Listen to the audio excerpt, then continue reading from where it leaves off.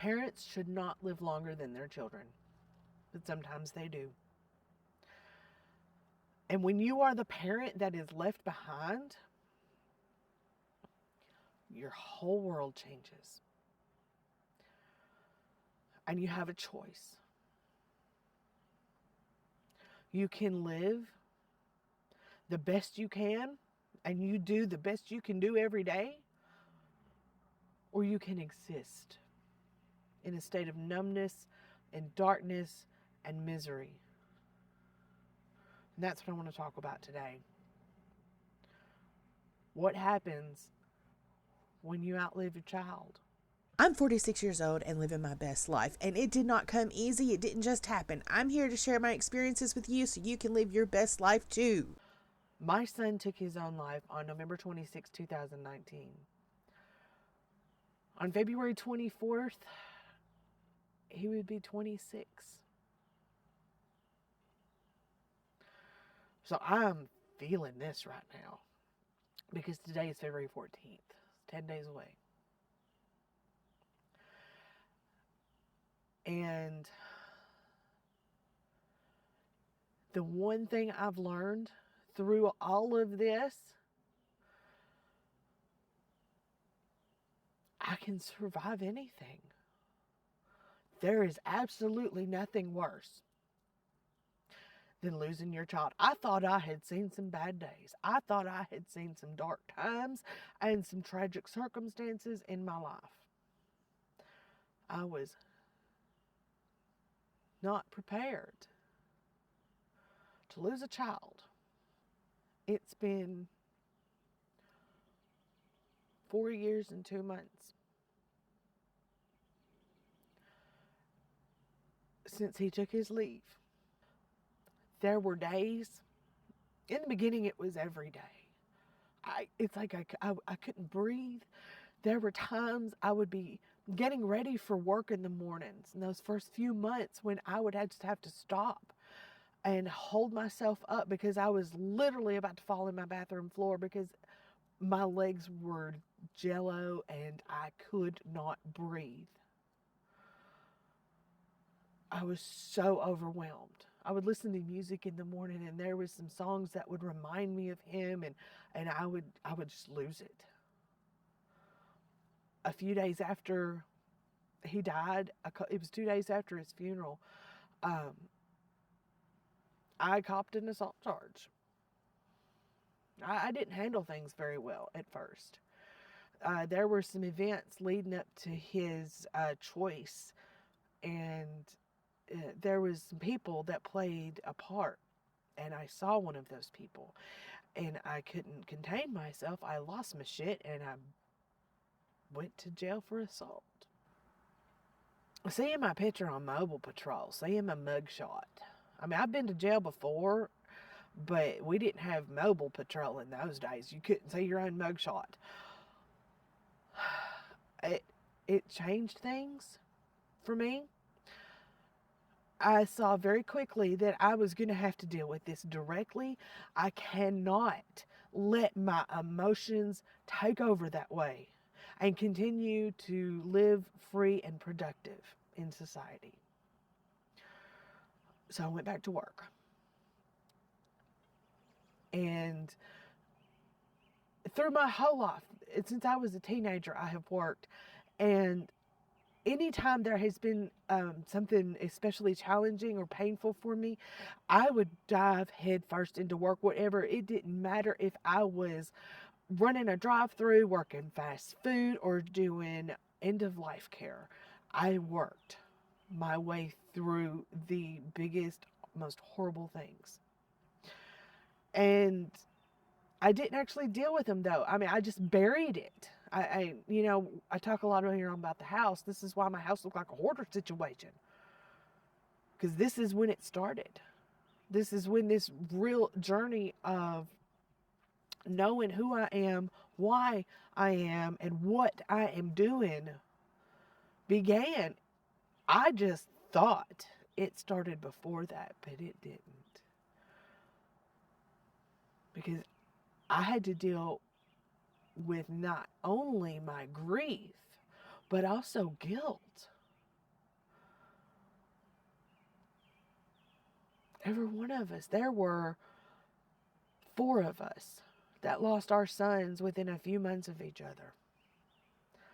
And we all felt some level of shame and guilt. Maybe we didn't tell anybody, but we told each other. We all felt guilty for something that we could have done to stop this. The morning my son died, I had this dream that everybody was looking for him. Even the police were looking for him. His friends, family, everybody was looking for him. And we got a phone call that said he was. So, and see, it wasn't clear the location. But when I got there, there were all these big yellow windows. And then I woke up. My alarm went off. I woke up. I got ready. And this is part of this. I'm never early for anything. And I was early that day leaving my house to go to work. I didn't live very far, so I drove through town. I was going to get some breakfast. I don't eat breakfast at McDonald's. I don't like breakfast. I don't like McDonald's breakfast. So I'm going through what we call fast food alley and thinking what I can grab real quick. And I'm almost pulled into McDonald's, which was crazy. And I remember thinking, why would I do that? I don't even like McDonald's breakfast. So I went to Sonic, and then I came back, went to work. And shortly after the store opened is when it all started. And it turns out he was at McDonald's. They have this big parking lot in the back, and he was back there in my dad's truck.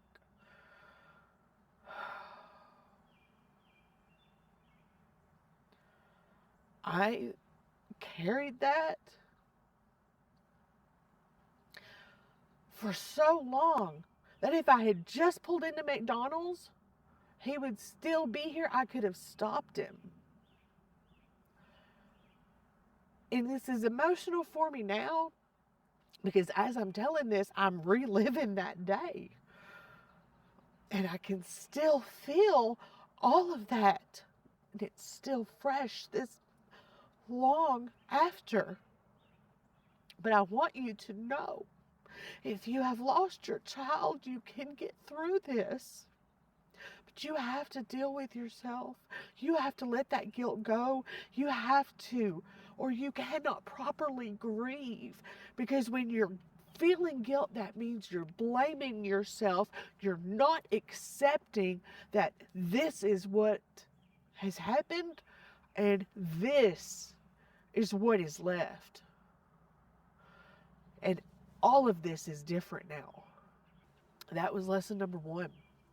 And it took a long time. Long time. There's still some days it just floats in out of nowhere.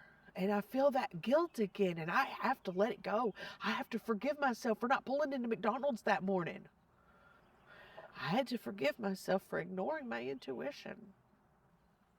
Today, I still grieve. But because I took the time years ago to actually actively deal with my feelings and not just box them up and shove them in a corner or put them under the bed or in a closet where out of sight, out of mind. That's not dealing. You have to confront those things.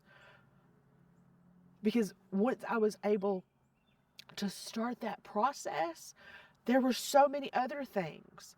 I was feeling guilty about his childhood and my role and the things I did because I didn't raise him. He went to my mother's. And when I finally got him when he was 15, he was already on drugs and not doing great. I sent him to live with his father to get him away from it. He finally forgave me. He was in a treatment program, and we were talking. We had our good talks in the car since he was a tiny fellow, and he forgave me.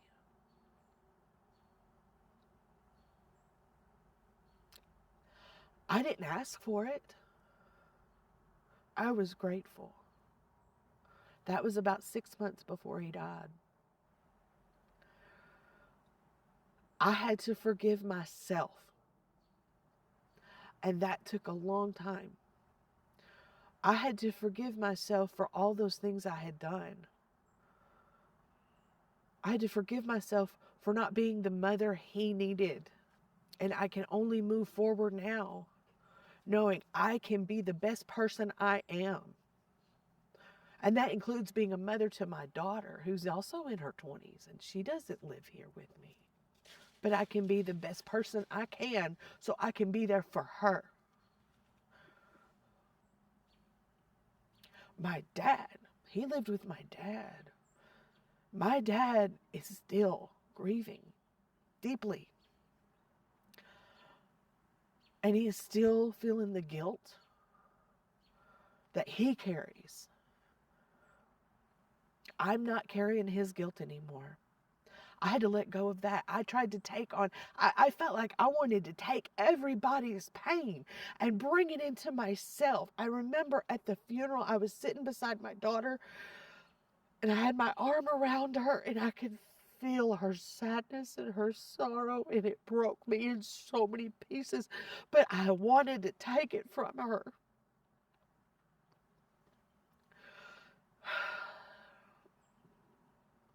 I wanted their pain because theirs made mine a little more bearable. I had to stop doing that. I had to allow them to feel their own pain without me trying to take it from them. I had to allow myself my pain,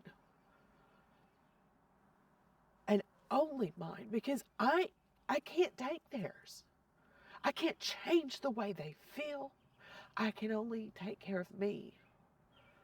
It took a couple of years for me to come to that point where I stopped trying to feel everybody else's pain because theirs didn't hurt as bad as mine. And I let myself feel it. And I still, to this day, when the grief hits me, I let it come. I let it come. I feel it as deeply as it wants to go, and then I let it go.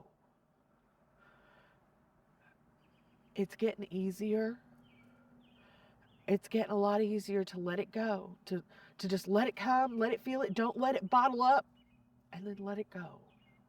I let it flow through me, and I feel better every time. I feel better every day. And no, my life did not go back to normal. There's nothing normal. There's no comparison before and after, because the whole world is different. And that's hard to get used to. You feel different. You wake up in the morning and you know there's something missing. But you have to learn you don't get over it. You have to learn how to live with it. And you have to learn how to take that pain and drown it in love and gratitude. I am so grateful. So grateful for the time that I had with him. He taught me how to be a mom. I might not have taken a good lesson. It might have took a long time to sink in, but I always felt it. And that's a special kind of love. When you love your child, it's a special bond. And I'm grateful. And you know what? That love is not changed. It's still there. There's no law requiring, there's no rule requiring me to not love him and to not cherish every minute I have. At all times, there's a greatest hits reel playing in my head. I can see him. He is 2 years old and he's got his little boots on and his little shorts and he's got a Superman t-shirt and a Looney Tunes lunchbox, and he is going outside. He had a little Tonka truck. And I asked him, I said, "What are you doing?" He said, "I'm going to work." I said, "Oh, you're going to work? What are you going to do?" He said, "Go to work so I can buy Coke. I'm going to work to buy Coke." I said, "Okay, you go to work and you buy yourself a Coke." And I see him when he's 4 and he's in preschool and they're having field day and he just won some kind of little race and he's happy and he's holding his hands up and he's like, "Look, mommy." I see him when he is working his first job and buying his first car. And he's a man. And he's a good man. And I don't look for the moments when he was not his best. I don't look for the moments that showed his pain. Because I know he was there. I know he had it. He was in such a dark place. He took his own life. There is pain there. But I won't let myself feel that anymore. Only my feelings are allowed to live in my spirit. This is part of grief. Part of grief is learning how to live with your feelings and not letting them control you. I still had to go to work every day. I still had bills to pay. I'm still here. I still have to do this life thing. And I was determined not to be miserable. Because the only thing he ever wanted, I have a Christmas card in there from him, the last one he gave me. He was in rehab when he wrote it, and it says, "I only ever wanted to see you happy, Mom." So I live, and I keep living. I keep doing the best I can do because that's what he wanted. And grief has no expiration date. And the one that you held dearest, you can still keep them there. Love doesn't have an expiration date either. Cherish your memories. Feel your pain and let it go. And stop asking yourself, when will this end? Because when you feel that, that's proof of love.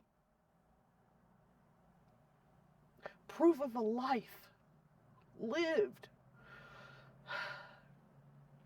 To stop feeling it,